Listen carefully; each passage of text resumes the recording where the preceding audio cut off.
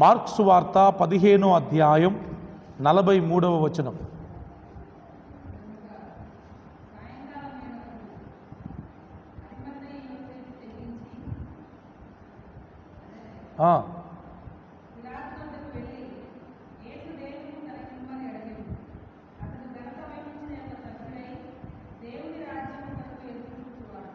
Right.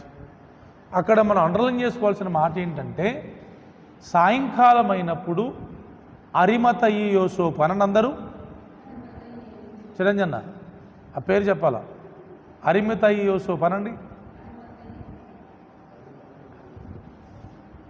సిరి చెప్పావా?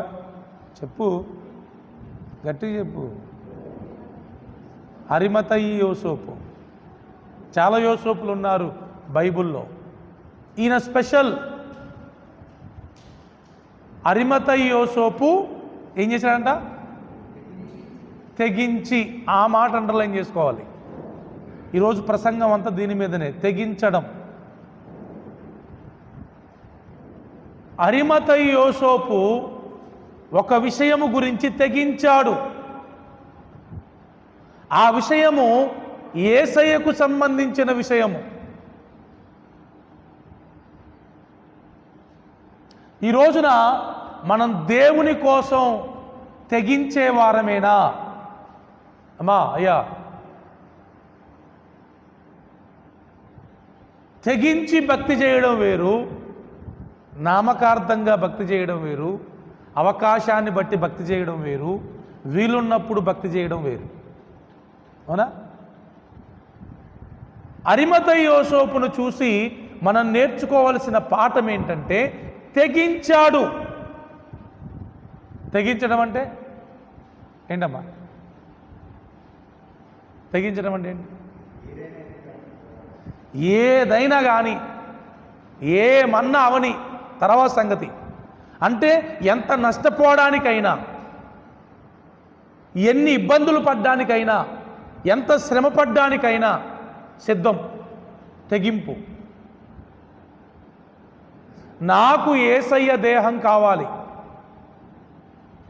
అక్కడ situation ఎట్లుంది పార్వతక్క? అక్కడ సిచ్యువేషన్ ఎట్లుంది? యేసు పక్షంగా ఎవడన్నా ఉన్నాడని తెలిస్తే వాళ్ళను కూడా వేసేసే పరిస్థితి. అవునా? అందుకేగా పేతురు ఎందుకు అబద్ధం ఆడాడు? శిష్యులు ఎందుకు పారిపోయారు? వీళ్ళు కూడా ఆయనకు సంబంధించిన వాళ్ళని తెలిస్తే వాళ్ళకు కూడా శిక్ష ఉంటుంది. అందుకే వామ్మో అసలు ఆ యేసుప్రభు ఎవరో మాకు తెలియదని తప్పించుకొని అబద్ధమాడి పారిపోయారు. అలాంటి సిచ్యువేషన్లో అరిమతయి యోసేపు యేసయ్య దేహం కోసం తెగించాడు. పిలాతు దగ్గరికే వెళ్ళాడు.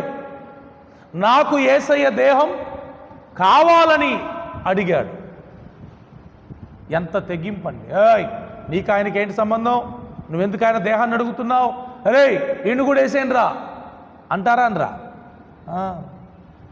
కానీ నాకేమైనా పర్వాలా, యేసయ్య కోసం నేను ఎంత నష్టాన్నైనా భరిస్తాను, ఎంత కష్టాన్నైనా భరిస్తాను, ఎంత శ్రమైనా అనుభవిస్తాను, కానీ యేసయ్య దేహాన్ని మాత్రం తీసుకోవాల్సిందే. అది తెగింపు. ఈ రోజున అరిమతయి యోసేపులాగా మీరెవరైనా దేవుని కోసం, దేవుని పని కోసం, దేవుని పరిచర్య కోసం తెగిస్తున్నారా? తెగింపుందా? నాకు తెలిసైతే మీలో ఆ తెగింపు నేను ఎక్కువ మందిలో చూడలేకపోతున్నాను. ఇదేమైద్దో, అదేమైద్దో, వాళ్ళేమంటారో, వీళ్ళేమంటారో, ఇలా చేస్తే నాకు ఎంత నష్టం వచ్చిద్దో అని ఆలోచించి ఆగిపోతున్నారు తప్ప దేవుని కోసం తెగించేవారు మన సంఘంలో తక్కువ మంది ఉన్నారు. అవునా అక్క? కాదా పార్వతక్క? అవును కదా. కానీ భక్తిలో తెగింపు అవసరం. భక్తిలో తెగింపు ఖచ్చితంగా ఉండాలి. నా దేవుని కోసం నేనేమైపోయినా పర్వాలేదు, నా దేవుని రాజ్యం కోసం నా కుటుంబం ఏమైపోయినా పర్వాలేదు.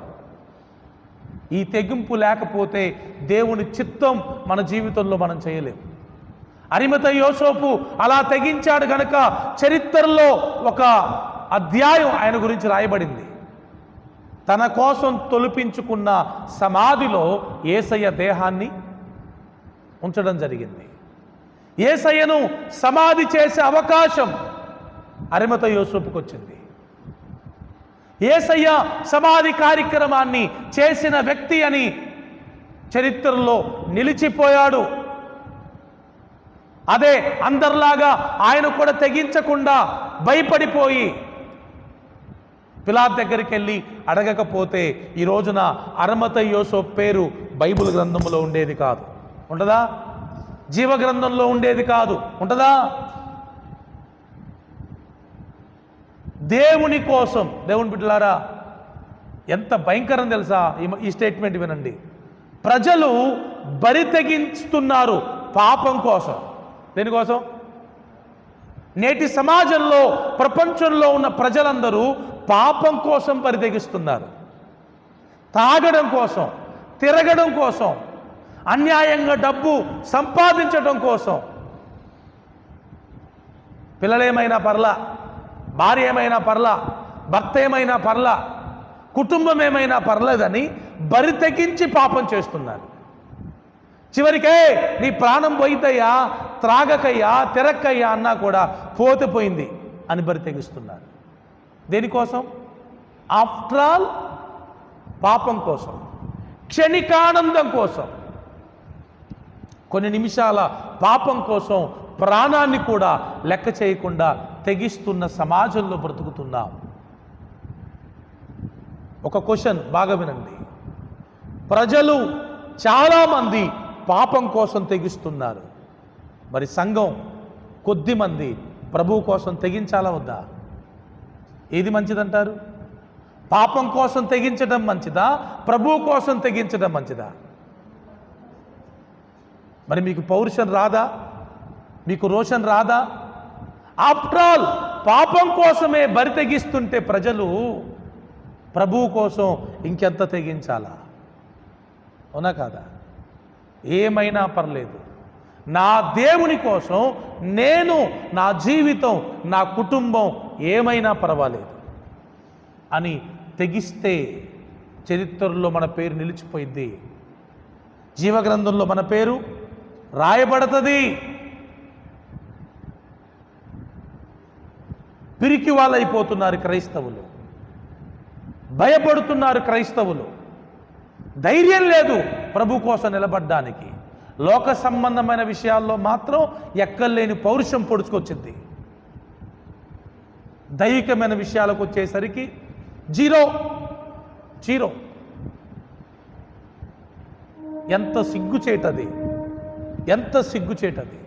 నాకు రోషం వచ్చింది. నిన్న విశ్వాసరాయ్ గారు ఒక వీడియో జస్ట్ షార్ట్ పంపించారు. అది ఇర్మియా గారే చెప్తున్నారు. 65 సంవత్సరాల దైవజనుడు, షుగర్ బీపీలు ఉన్నాయి, 2 రోజుల నుంచి బాగాలేదు ఆయన ఆరోగ్యం, పెయిన్ వస్తుంది ఒకవైపు హార్ట్లో. అయినా ఒక విశ్వాసి ఫోన్ చేసి, అయ్యగారు నా పరిస్థితి బాగాలేదు, కొంచెం మీరు వచ్చి ప్రేయర్ చేయమంటే వెళ్ళడానికి సిద్ధపడ్డాడంట. వాళ్ళ ఆవిడ, అమ్మగారు, అయ్యా ఎందుకంత రిస్క్ చేస్తారు? వద్దయ్యా, పర్లేదులే, వాళ్ళు అర్థం చేసుకుంటారు, చెప్పయ్యా, నీకే బాగాలేదని చెప్పయ్యా, నీకు బీపీ ఉంది, షుగర్ ఉంది, పెయిన్ వస్తుంది అంటున్నావు, ఒక్కని వెళ్ళడం మంచిది కాదయ్యా, వద్దయ్యా అంటే ఆయన అన్నాడంట, లేదమ్మా వెళ్ళాల్సిందే, నా ప్రాణం కంటే ప్రభు పరిచర్యే నాకు ముఖ్యమని బయలుదేరాడంట. 3 కిలోమీటర్ల దూరం పోయేసరికి నొప్పి ఎక్కువైందంట. ఒక చెట్టు ఉంటే చెట్టు దగ్గర ఆగి చెట్టు కింద మోకరించి చేతులెత్తి ప్రార్థించటం ప్రారంభించాడంట. అలా ప్రార్థిస్తూ 5 నిమిషాల్లో అక్కడే ప్రాణం విడిచాడంట. శవాన్ని ఇంటికి తీసుకొచ్చారు, బాక్సులో పెట్టారు. అందరూ వచ్చి చూసి వెళ్తుంటే పాస్టరమ్మ గారు ఇలా ఏడ్చుకుంటూ ఇలా ఏడుస్తుందంట ఆమె. నా భర్త, మా దైవజనుడు ఎప్పుడూ కూడా ప్రాణాన్ని లెక్క చేయలేదు, పరిచర్య కోసం పరిచర్యనే ప్రధానంగా చూశాడు, ప్రాణాన్ని ఇప్పుడు లెక్క చేయలేదు అనేసి ఏడవటం ప్రారంభించిందంట. ఎంత గొప్ప దైవజనుడు ఆయన! దేవుని కోసం ఎంత తెగింపది!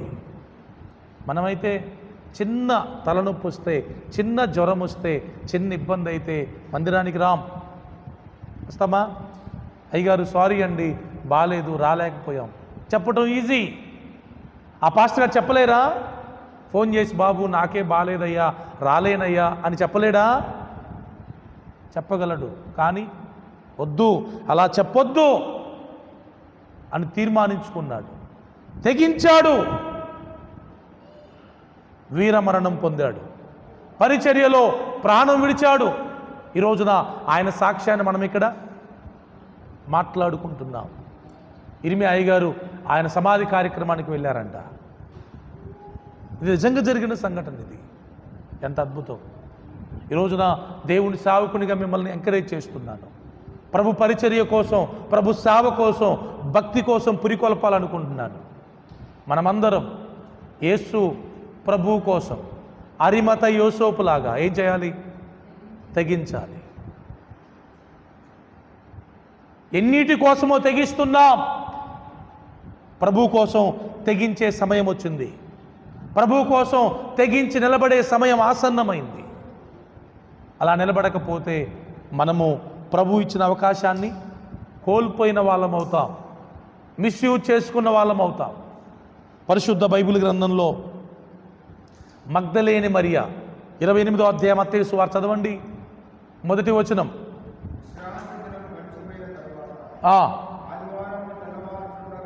ఆదివారమున తెల్లవారుచుండగా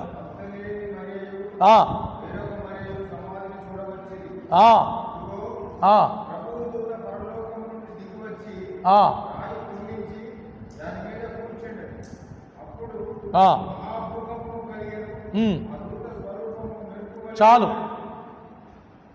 మగ్దలేని మరియా మరికొద్ది మంది ఏముందయ్యా?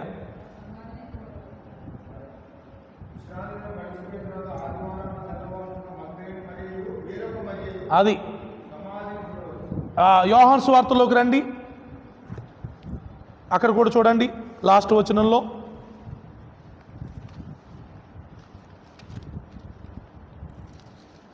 ఏముంది అక్కడ?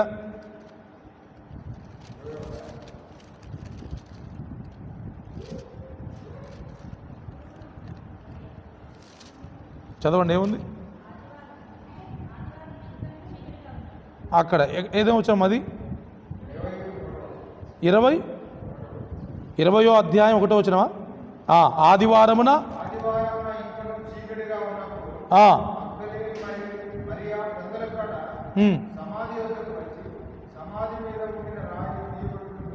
చూడండి, ఈమె తెగింపు చూడండి ఇక్కడ. ఏమ్మా, జనరల్గా ఎవరు రావాలి? యేసు ప్రభు సమాధి దగ్గరికి ఎవరు రావాలి? పురుషులు రావాలి, శిష్యులు రావాలి. అదే టైము ఎర్లీ మార్నింగ్. ఇంకా ఏముంది అక్కడ?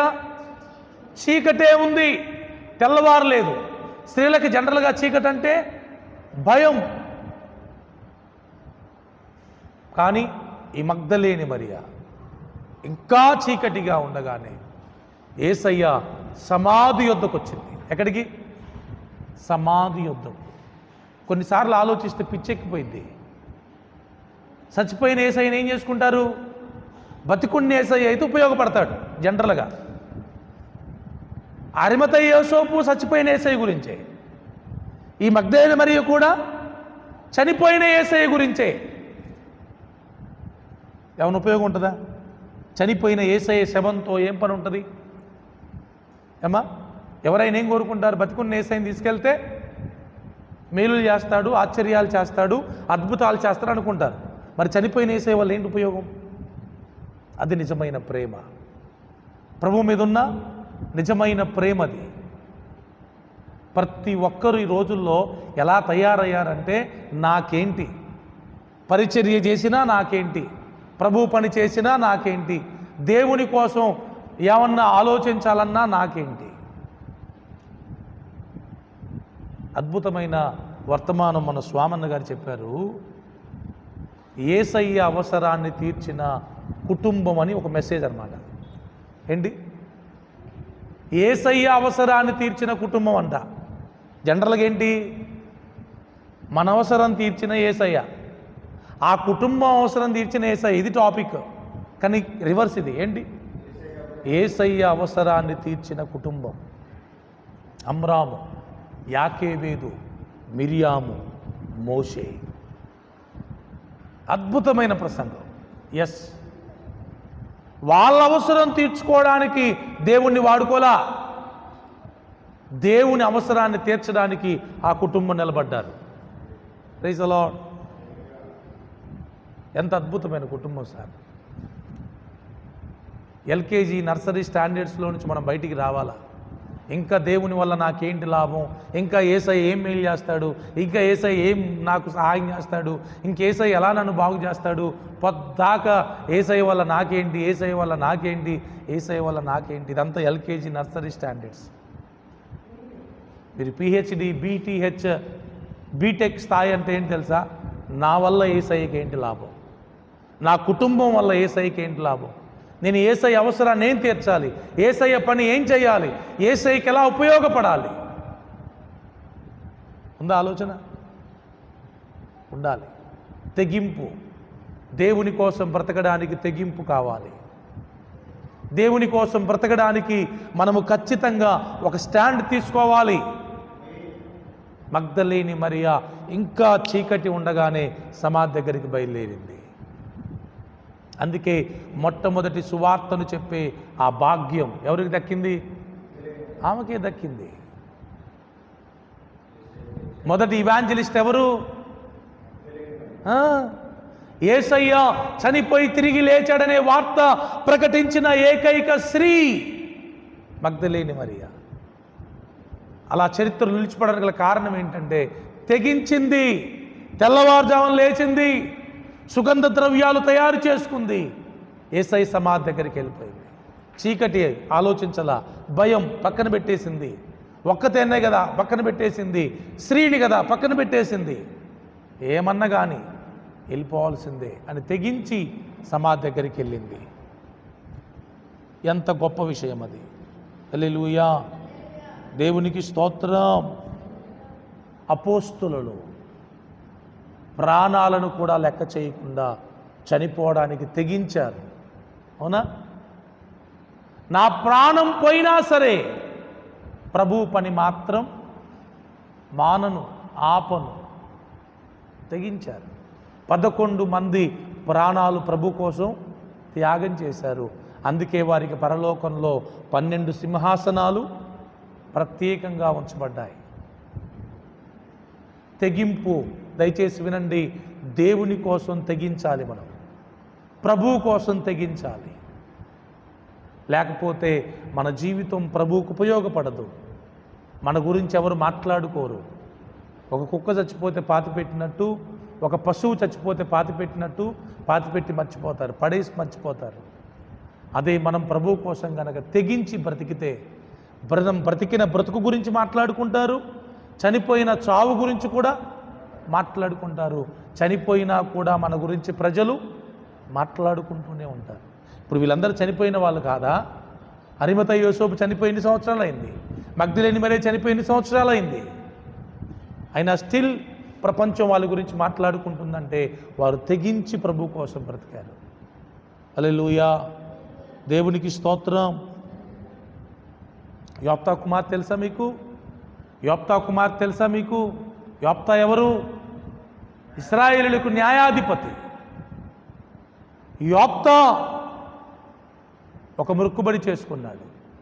ఆ మొక్కుబడి చెల్లించుకోవడానికి వెనక ముందు ఆడుతుంటే యోప్తా కుమార్తె వచ్చి అన్నది, డాడీ నువ్వు తీసుకున్న తీర్మానం విషయంలో నువ్వు వెనక్కు వెళ్ళొద్దు, ఏం పర్వాలేదు, నాకు కొంచెం టైం ఇవ్వు అని అడిగి తండ్రి యొక్క తీర్మానాన్ని కుమార్తె ఏం చేసింది?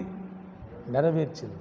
అదండి ఒక్కరు పుడితే సార్ అట్లాంటి వాళ్ళు ఓ బులోమని 100 మంది పొలగాళ్ళు ఎందుకు? అట్లాంటి వాళ్ళు ఒక్కలుంటే చాలు. తండ్రి తీర్మానాన్ని నెరవేర్చిన కుమార్తె అండి. ఎవరున్నారు ఈ రోజున? ఒరే ప్రార్థన చేసుకోరు, దండం పెడతా అంటే నువ్వు నాకు చెప్పొద్దు అంటున్నాడు. ఏమ్మా ఈ ప్రార్థన చేసుకోమ్మా అంటే నువ్వు చెప్పొద్దు మమ్మీ అంటున్నాడు. నేను ఎక్కడో ప్రసంగం చేశాను, ఇస్సాకు లాంటి ఒక్క కొడుకు, యోప్తా కుమార్తె లాంటి ఒక్క కుమార్తె ఉంటే చాలు, లేకపోతే పిల్లలే అవసరంలా. ఇంకా నానా నిప్పుంది, అగ్గినుంది, కట్టెలున్నాయి, గొర్రెపిల్ల లేదంటే యెహోవా ఈరే అన్నాడు. ఆడికి పోయినాక నువ్వే గొర్రెపిల్ల అన్నా కూడా మౌనంగా ఉండి మాట్లాడకుండా బలైపోవడానికి ఇష్టపడి ఏకీభవించాడు ఇస్సాకు. అది ఇస్సాకు లాంటి ఒక్క కొడుకు, యోప్తా కుమార్తె లాంటి ఒక్క కుమార్తె ఉంటే మన జీవితం ధన్యమే. తెగించింది, తన ప్రాణాన్ని ప్రభువు కోసం ఇవ్వడానికి తెగించిన వ్యక్తి యవనస్తురాలండి. కన్యకని రాయబడి ఉంది. కన్యకలకి ఎన్ని కోరికలు ఉంటాయి, యవనస్తులకి ఎన్ని ఆశలు ఉంటాయి. నాకు ఎంత బాధ అనిపిస్తూ ఉంటుందంటే, పెళ్ళై పిల్లలున్నా కూడా ఆడోళ్ళు బరితెగించి పాపం చేస్తున్నారు, మగోళ్ళు బరితెగించి పాపం చేస్తున్నారు. కానీ పెళ్ళి కాని ఒక యవనస్తురాలు పాపం గురించి కాదు కదా, అసలు జీవితం గురించి ఆలోచించకుండా తెగించి తన ప్రాణాన్ని ప్రభువుకి ఇవ్వడానికి ఇష్టపడింది. అది గొప్ప విషయం. అట్లుండాలా. అందుకే వాళ్ళు చరిత్రలో నిలిచిపోయారు. నా భవిష్యత్తు ఏంటనేది లేదు. ఇస్సాకు కూడా యవనస్తుడేగా, నా జీవితం ఏంటనేది లేదు. దహన బలైపోవడానికి ఇష్టపడ్డాడు. ఈమె కూడా దహన బలేగా. ఈమె కూడా తన ప్రాణాన్ని ప్రభుకి ఇవ్వడానికి ఇష్టపడింది. సరే, దహన బలు ఏ బలో, ముందైతే ప్రాణం ఇవ్వడానికి ఇష్టపడిందా లేదా? తన జీవితాన్ని ఇవ్వడానికి ఇష్టపడిందా లేదా?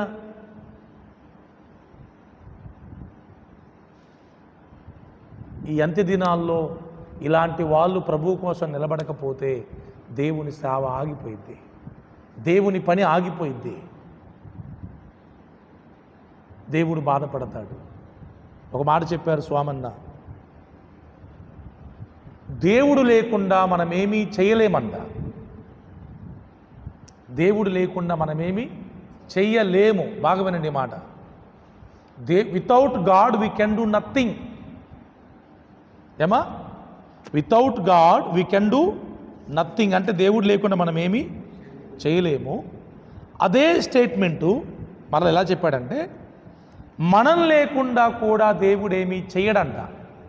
చెయ్యలేడు కాదు, చెయ్యడు. అద్భుతంగా అనిపించింది ఆ మాట. ఇంగ్లీష్లో బాగుంటుంది.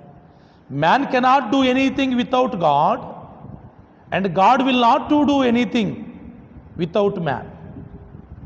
God will not do anything without man.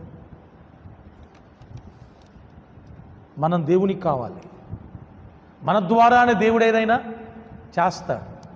అయితే మనం చేయకపోతే మన స్థానంలో దేవుడు ఇంకొకరిని ఏర్పాటు చేసుకుంటాడు. సో దయచేసి ప్లీజ్, దేవుని కోసం తెగించేవారు, పాపం కోసం కాదు, ప్రభువు కోసం తెగించేవారు కావాలి. టైం అయిపోయింది, ముగించాలని ఉంది, చాలా విషయాలు ఉన్నాయి. క్వశ్చన్ తెలుసా?